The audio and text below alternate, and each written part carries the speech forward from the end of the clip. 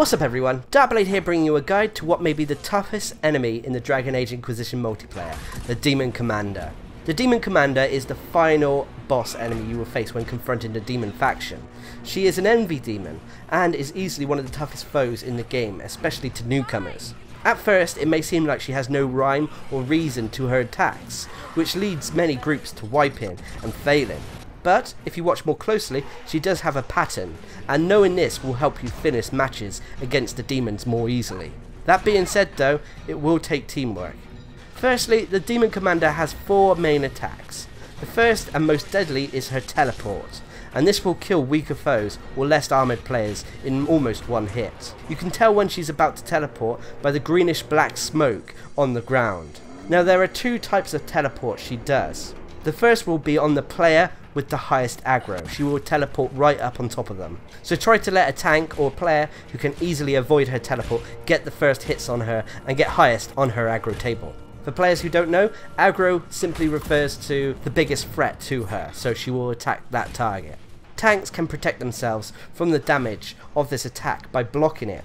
When you see the greenish black smoke, turn 180 degrees and put up your shield wall to absorb the attack. Other classes can avoid this attack too, if they take defensive abilities such as Fade Step and Combat Roll. Just make sure that if you are the highest on the aggro table, that you save your defensive abilities for when it's needed. The second teleport she does is pretty much the same in terms of damage, but the Demon Commander will teleport away from the group to a ranged position to unleash another of her attacks, which is several fireballs towards the player who is highest on her aggro table. These fireballs can be avoided by breaking her line of sight or by using defensive abilities. They can also be blocked if you're a tank. Her third attack is a simple melee attack that she will do after the first kind of teleport. This is easy to avoid by kiting her, or if you're a tank you can take the hits without taking too much damage. Just make sure you have some guard up. After a set number of hits or time, she will then proceed with her final attack in her arsenal, which is a 360 degree AoE scream that affects all players near her, with both damage and a panic effect that will stun your characters for a short time. Tanks can block the ability to give them guard and avoid the damage, but it does not protect them from the stun effect. For the most part, it's just wiser for a non-tank player to move out of the scream's AoE. You can tell where the distance of the scream is via the green circle on the ground around the Demon Commander when she casts it. The scream will pulse about 3 times before the actual damage is dealt with the scream attack. This attack is very similar to the Terror's scream, it's just more deadly. Now there are 2 main strategies that me and my team use for dealing with the Demon Commander. First, ask yourself if there is a tank who can handle her or not. Secondly, if there is no tank, have you got a character in your team with an ability such as Fade Step so the Demon Commander can be kited around the map? If you have a tank, then the tank can take the Demon Commander to an area fairly free of adds and simply keep the Demon Commander's attention on them.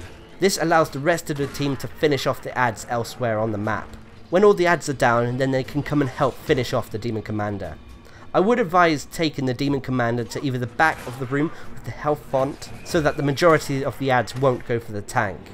This just means that the rest of the team have to keep a careful eye on where their Demon Commander is every now and again. But for the most part, they should be safe from her until it's time for her to die. If no tank is available, then it might be wiser to try to bring down the Demon Commander more quickly. Just be careful not to over aggro the player kiting the Demon Commander around. You also have to worry about the size of the room, as sometimes the rooms can be too small for a comfortable kiting strategy. The kiting player also has to make sure that they deal damage on the Demon Commander too, otherwise they will lose aggro to the rest of the team. This being said, as players level up, gain more gear and experience, bosses for all the factions in the multiplayer should become more easy. Once you get to know her, she ain't too bad. Just remember that on the perilous difficulty, she will still cause you pain. Anyway, I've been Darcblade bringing you a quick guide on the Demon Commander for Dragon Age Inquisitions multiplayer. Hope you enjoyed the video, thanks for watching, subscribe and like for more.